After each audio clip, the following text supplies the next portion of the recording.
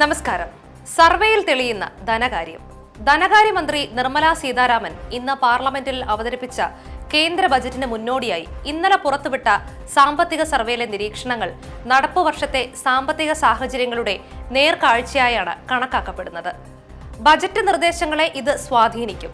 കേന്ദ്ര ബജറ്റിന്റെ തലേന്നാളാണ് സാമ്പത്തിക സർവേ റിപ്പോർട്ട് പാർലമെന്റിൽ അവതരിപ്പിക്കുന്നത്. മുഖ്യ സാമ്പത്തിക ഉപദേഷ്ടാവിന്റെ മാർഗനിർദ്ദേശത്തിൽ ധനകാര്യ വകുപ്പിന് കീഴിലുള്ള ഡിപ്പാർട്ട്മെന്റ് ഓഫ് ഇക്കണോമിക് അഫയേഴ്സ് ആണ് ഈ റിപ്പോർട്ട് തയ്യാറാക്കുന്നത്. ധനമന്ത്രിയുടെ അനുമതിയും ഇതിന് ആവശ്യമാണ്. അതുകൊണ്ട് തന്നെ സർക്കാരിന്റെ നിലപാടുകളും റിപ്പോർട്ടിൽ നിഴലിക്കും. സാമ്പത്തിക സർവേയിലെ നിരീക്ഷണങ്ങളോട് വിയോജിപ്പ് രേഖപ്പെടുത്തുന്നവരുമുണ്ട്. എന്തായാലും ഔദ്യോഗികമായ ഒരു സാമ്പത്തിക വിശകലനമായി തന്നെ ഇതിനെ കണക്കാക്കേണ്ടി വരും. നരേന്ദ്രമോദിയുടെ മൂന്നാം ഊഴത്തിലെ ആദ്യ ബജറ്റാണ് ഇന്ന് അവതരിപ്പിച്ചത്. ഇതോടെ ഏറ്റവും കൂടുതൽ തവണ ബജറ്റ് അവതരിപ്പിച്ച ധനമന്ത്രിമാരുടെ പട്ടികയിൽ നിർമ്മല സീതാരാമനും ഉൾപ്പെട്ടു. റിസർവ് ബാങ്ക് അടക്കം പ്രവചിച്ച വളർച്ചാ നിരക്കിലും കുറവാണ് സാമ്പത്തിക സർവേയിൽ പറയുന്നത്. അത് മുഖവിലക്കെടുക്കേണ്ടതില്ലെന്നും വാദമുണ്ട്. ആഗോളതലത്തിലുള്ള സാമ്പത്തിക സാഹചര്യങ്ങളാണ് ഈ ഇടിവിന് കാരണമെന്നും വിശദീകരണമുണ്ട്. സർവീസ് അഥവാ സേവനം, ഗ്രോത്ത് അഥവാ വളർച്ച എന്നീ വാക്കുകൾ ധനമന്ത്രി ഇന്നലെ പാർലമെന്റിൽ അവതരിപ്പിച്ച സാമ്പത്തിക സർവേ റിപ്പോർട്ടിൽ നിരവധി തവണ ഉപയോഗിച്ചിരുന്നു. സർവീസ് എന്ന വാക്ക് 433 പ്രാവശ്യവും ഗ്രോത്ത് എന്ന വാക്ക് 402 പ്രാവശ്യവുമാണ് ഉപയോഗിച്ചിരിക്കുന്നത്. തൊഴിലില്ലായ്മ, വിലക്കയറ്റം തുടങ്ങിയ വിഷയങ്ങളിൽ രാജ്യം നേരിടുന്ന പ്രതിസന്ധി റിപ്പോർട്ടിൽ ചൂണ്ടിക്കാട്ടുന്നുണ്ട്. ആഗോളതലത്തിലുള്ള പ്രതിസന്ധികളും കാലാവസ്ഥാ വ്യതിയാനവുമൊക്കെയാണ് വിലക്കയറ്റത്തിന് കാരണമായി പറയുന്നത്. തൊഴിൽ തേടുന്നവരുടെ എണ്ണം കൂടുന്നു എന്ന വസ്തുത പ്രധാനമാണ്. അടുത്ത 5 വർഷത്തേക്ക് കാർഷികേതര മേഖലകളിൽ ഓരോ വർഷവും 78.5 ലക്ഷം വീതം തൊഴിലുകൾ സൃഷ്ടിക്കപ്പെടേണ്ടതുണ്ടെന്ന നിഗമനം വലിയ വെല്ലുവിളി തന്നെ. കാർഷിക മേഖലയിൽ നിന്ന് പലരും തൊഴിൽ ഉപേക്ഷിച്ചു പോകുന്ന സാഹചര്യവുമുണ്ട്. അതിന് പകരമായി യന്ത്രവൽക്കരണവും ആധുനിക കൃഷിരീതികളും കൂടുതൽ ഊർജിതമാക്കണം.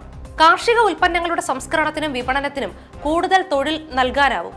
മുതിർന്നവരെയും കുട്ടികളെയും പരിപാലിക്കുന്ന കെയർ വർക്ക് മേഖലയിലുള്ള തൊഴിൽ സാധ്യതയും റിപ്പോർട്ടിൽ ചൂണ്ടിക്കാട്ടുന്നുണ്ട്.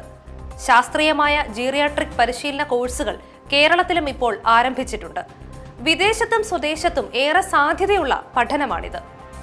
ആർട്ടിഫിഷ്യൽ ഇന്റലിജൻസ് തൊഴിൽ മേഖലയിൽ വലിയ അനിശ്ചിതത്വം ഉളവാക്കുമെന്ന മുന്നറിയിപ്പ് സാമ്പത്തിക സർവേ നൽകുന്നുണ്ട്.